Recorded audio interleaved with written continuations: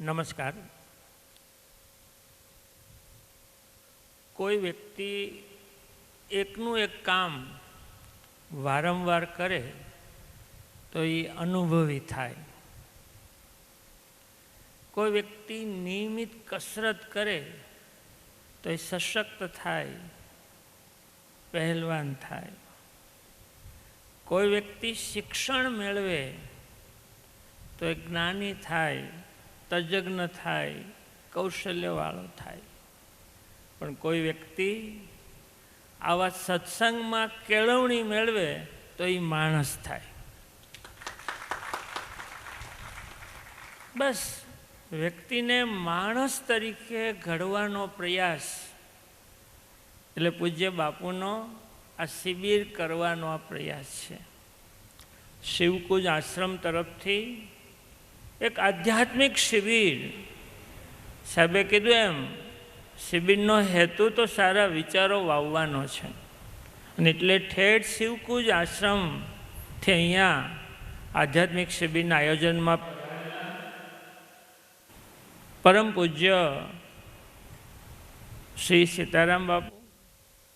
આમ તો સંતની વ્યાખ્યામાં કોઈ આવે પછી એની નામની આગળ ઘણા બધા વિશેષણ લાગે, પણ હું જાણું છું, સમજું છું ત્યાં સુધી સરળ સંત એવું વિશેષણ કોઈને લાગ્યું હોય તો એ પૂજ્ય બાપુ સીતારામ બાપુને લાગ્યું. સંત સરળ થાય ને ત્યારે જ લોકો સુધી જાય.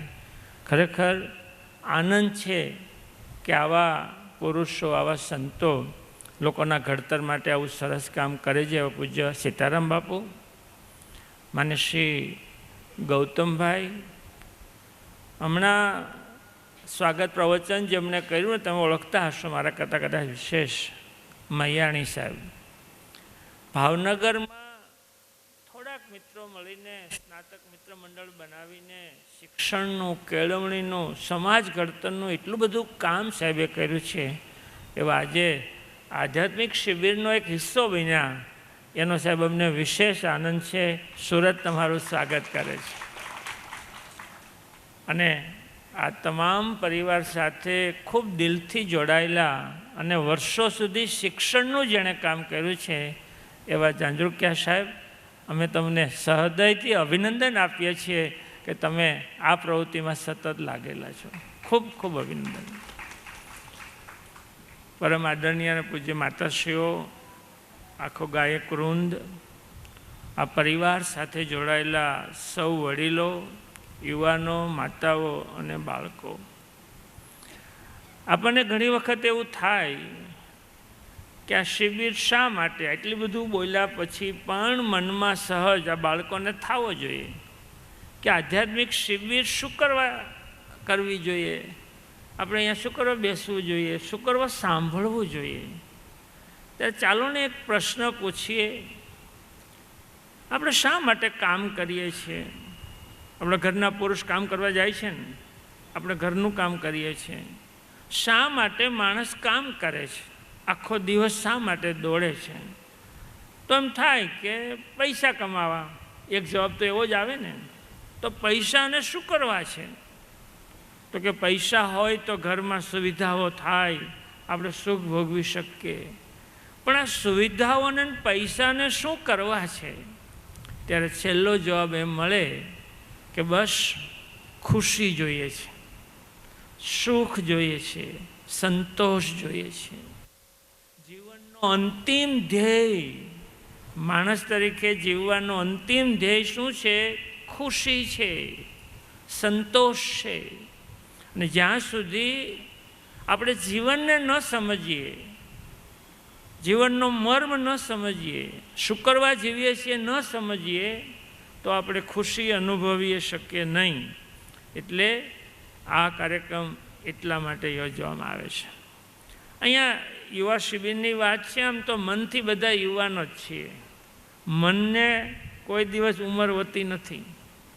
એટલે યુવા શિબિરમાં બાળકોને મારે પૂછવું હોય કે તમે શા માટે ભણો છો? જોજો બહેનો, નાના બાળકોને પૂછીએ ને, એકદમ બાળ મંદિરમાં ભણતા હોય ને, અને ખાસ કરીને દીકરીઓને શું કરવા ભણે છે, તો કે મારે ટીચર થવું છે. એનો જે ટીચર સુધી જ હોય, વધારે કાંઈ ન હોય.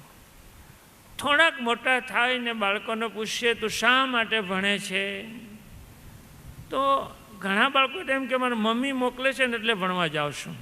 ભણવાનો હેતુ જ ખબર નથી.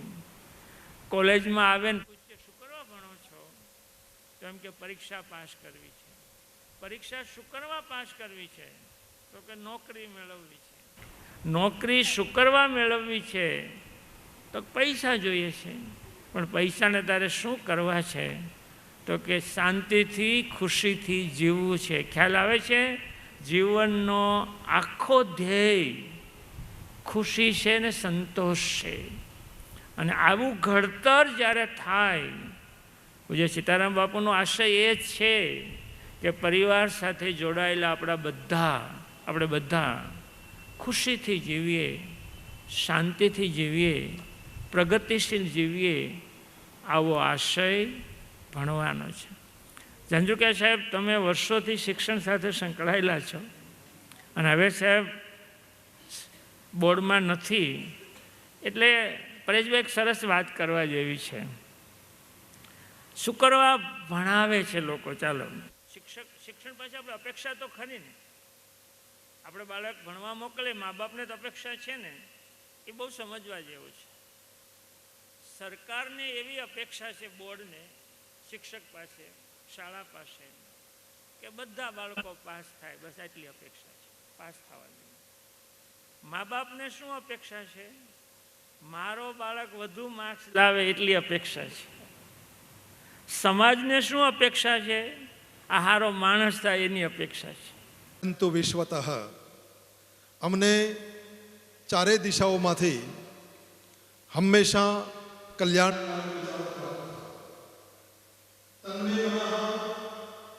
શિવ સંકલ્પમ અસ્તુ, તે મારું મન હંમેશા શુભ સંકલ્પ વાળું બનો. વેદના આ પવિત્ર મંત્રાંશ સાથે 31મી યુવા આધ્યાત્મિક શિબિર, એ શિબિરના પ્રણેતા, એ શિબિરના રક્ષક, માધ્યમથી વ્યક્તિ નિર્માણથી રાષ્ટ્ર નિર્માણનું સ્વપ્ન લઈને આવેલા મારા અને તમારા બધાના પરમ શ્રદ્ધેય પૂજ્યપાદ પરમ વંદનીય પૂજ્ય સીતારામ બાપુના ચરણોમાં પૂરા આદર સાથે વંદન કરું છું. એવા જ આદરણીય પૂજ્ય બંને માતાજીઓ, રામેશ્વરાનંદમયી માતાજી અને વરુણાનંદમયી માતાજીના ચરણોમાં પણ વંદન કરું છું. હમણાં હું ગૌતમભાઈ પટેલ સાહેબ સાથે વાત કરતો હતો.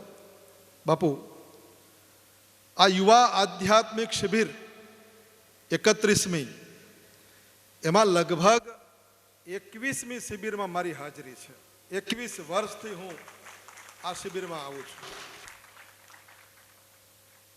આ ગૌતમભાઈ પટેલ સાહેબ, એમની પાસે હું ભણતો, એટલે મારા ગુરુ. સાંભળજો, મારા શિષ્ય અહીંયા ડૉક્ટર યોગેશભાઈ જોશી, જે સિહોર કોલેજના પ્રિન્સિપાલ છે, એ બેઠા છે. એમના શિષ્ય અહીંયા બીજા વિદ્યાર્થી બેઠા છે. એટલે 4 પેઢી અહીંયા બેઠી છે. બાપુ,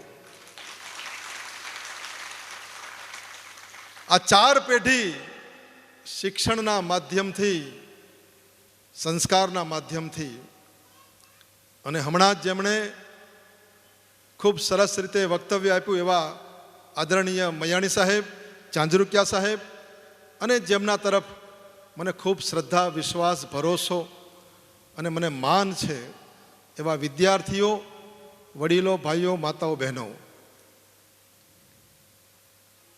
પૂજ્ય સંતોનું સાનિધ્ય જ્યાં હોય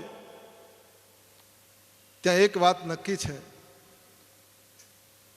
કે પછી સંખ્યા વધારે હોય કે ઓછી હોય, અત્યારે તો ખૂબ વિશાળ સંખ્યામાં આપ સૌ ઉપસ્થિત છો, પરંતુ સંતોનો સ્વભાવ છે એવો, જનેતાની ગોદના જેવો. એક ડગલું અમે આગળ દીઠા, જનની કરતા જગ સંત, માત સુવાડે સંત જગાડે, ભેળવી દે ભગવંત, સંતોનો સ્વભાવ છે એવો જનેતાની ગોદના જેવો. આ બધું આયોજન કરવું ને આપણને એમ લાગે સહેલું છે, પણ બહુ અઘરું છે. સંસ્કૃતમાં એક બહુ પ્રસિદ્ધ સુભાષિત છે, અમંત્રમ અક્ષરમ નાસ્તિ, નાસ્તિ મૂલમ અનૌષધમ, અયોગ્ય પુરુષ નાસ્તિ, યોજકસ્તત્ર દુર્લભ. એનું ગુજરાતી એવું થાય, વચ્ચે વચ્ચે જે કંઈ શ્લોકો હું બોલીશ એનું મારી જવાબદારી એ ગુજરાતી ભાષાંતર કરીશ, સરળ ભાષામાં આપને સમજાય તે રીતે. શ્રી રામદૂતમ શરણમ પ્રપદ્યે. શ્રી રામ જય રામ જય જય રામ. શ્રી રામ જય રામ જય જય રામ. શ્રી રામ જય રામ જય જય રામ. શ્રી રામ જય રામ જય જય રામ. જય જય જય હનુમાન ગુસાઈ. જય જય જય હનુમાન ગુસાઈ. કૃપા કરો ગુરુદેવ કિનાય. કૃપા કરો ગુરુદેવ કિનાય. કૃપા કરો ગુરુદેવ કિનાય. કૃપા કરો ગુરુદેવ કિનાય. શ્રી રામ જય રામ જય જય રામ. શ્રી રામ જય રામ જય જય રામ. શ્રી રામ જય રામ જય જય રામ. શ્રી રામ જય રામ જય જય રામ. બંને તપસ્વીની બહેનો રામેશ્વરાનંદજી, વરુણાનંદજી અને આદરણીય જેમણે આ 31મી યુવા શિબિર છે, પરંતુ રાજ્યપાલોની સાથે રહી અને આ શિબિરોને સમૃદ્ધ બનાવવા અતિ પ્રયત્ન કર્યો. અત્યારે નાદુરસ્ત તબિયત હોવા છતાં પણ પધાર્યા છે ઉમંગથી એવા આદરણીય ગૌતમ દાદા પટેલ, અમારા યુવાન વિદ્વાન વક્તા અને અમરેલી અને ભાવનગરની મહિલા કોલેજમાં અંકિતાબેન હમણાં સાહેબનું ઇન્ટરવ્યૂ હતું, બલભદ્રસિંહ સાહેબનું. તો એ ઇન્ટરવ્યૂમાં ત્યાં તો કુલપતિ જે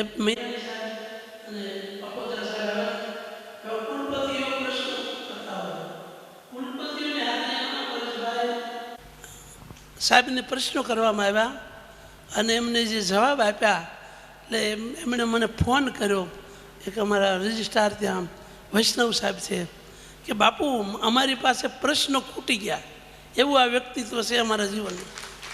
એવું વ્યક્તિત્વ આજે આપણી સામે વર્ષોથી આશ્રમમાં જોડાયેલા છે.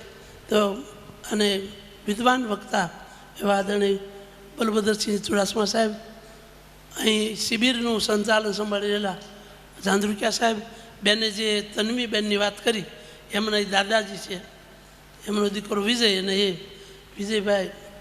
પછી શિબિરના શિવકુંજ માનસ પરિવારના સૌ યુવાન ભાઈ બહેનો, સંગીતકારો, આપ સૌ નામ લેવા બેસો તો સમયની મર્યાદા છે. ભાઈ કહ્યું હાર્દિકભાઈએ કે પ્રસાદ એટલે ખારીસિંગને રેવડીનો નહીં પણ હરિહર કરવાનું છે. આપણે સૌરાષ્ટ્રની ભાષામાં વાળું કરી પાછા આવવાનું છે અને ચુડાસમા સાહેબને એમની જોશીલી જબાનમાં સાંભળવાના. ત્યાર પછી એવો એક જોશીલો કાર્યક્રમ નારી શક્તિ બેને બહુ સરસ રીતે સમજાવ્યું. તે એમાં વિરાંગના નૃત્ય લઈ અને બગદાણા નર્સિંગ કોલેજની દીકરીઓ આવી છે, એને આપણે નિહાળવાની છે. એવો સરસ કાર્યક્રમ છે. આજની શિબિર ખૂબ માનભેર, ઉત્સાહભેર ઉજવાય.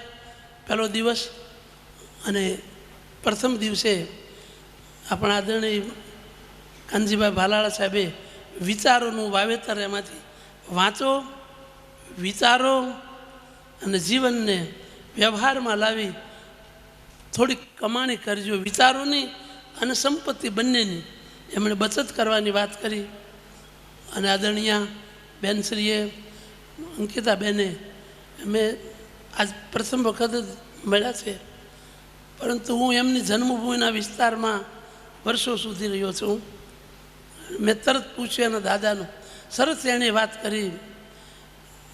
જે મા બાપે પ્રેમથી આપણો ઉછેર કર્યો હોય અને 20 વર્ષ સુધી તમને જેણે પાળ્યા પોષ્યા હોય ને, એના છેલ્લા 20 વર્ષ બાકી હોય ને, તેને ભક્તિભાવથી એનું પૂજન કરીને એને એવી સાચવજો, એ વાત બેનની હતી એમ માતા પિતાની. અને દાદા પાસેથી જે એમને મળ્યું છે એ વારંવાર એમને યાદ કરતા હતા.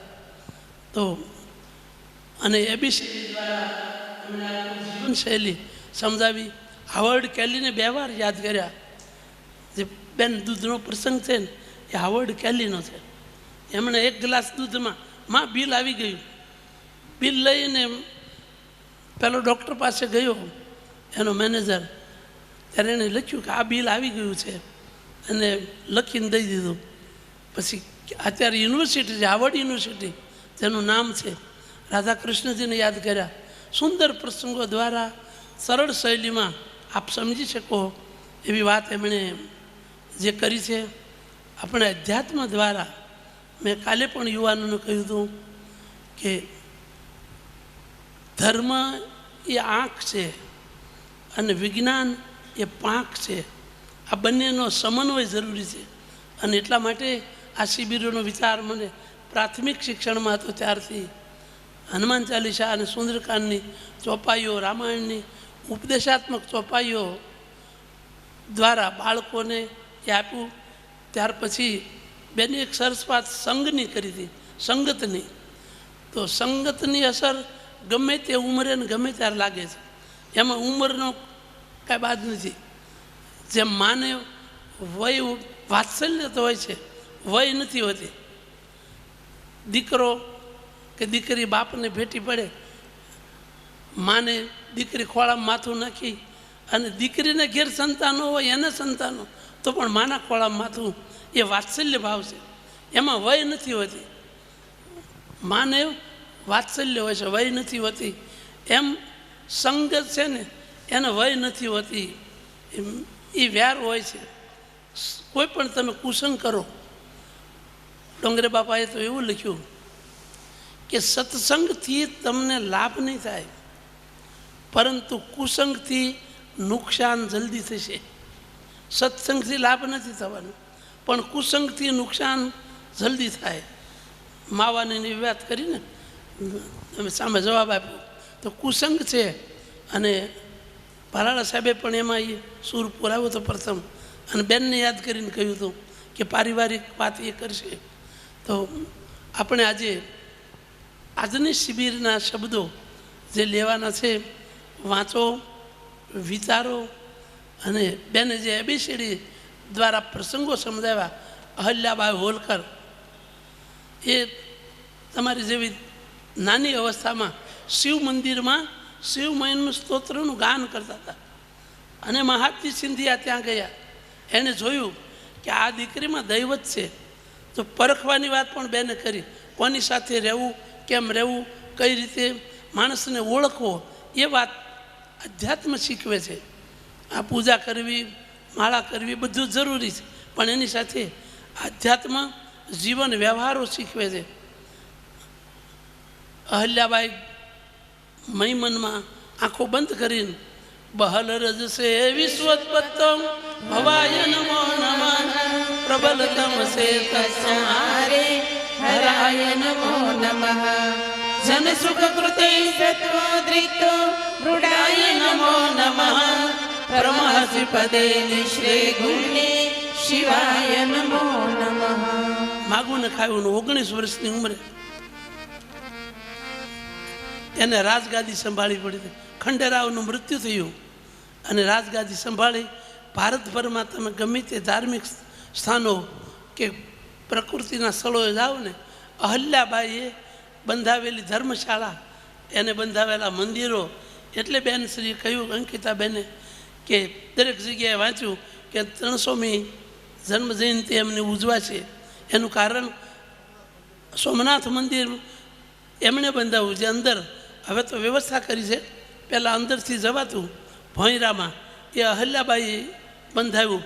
કાશીમાં પણ સાહેબ એનું, હા, સૌ પ્રથમ ગુજરાતમાં અતિરુદ્ર યજ્ઞ,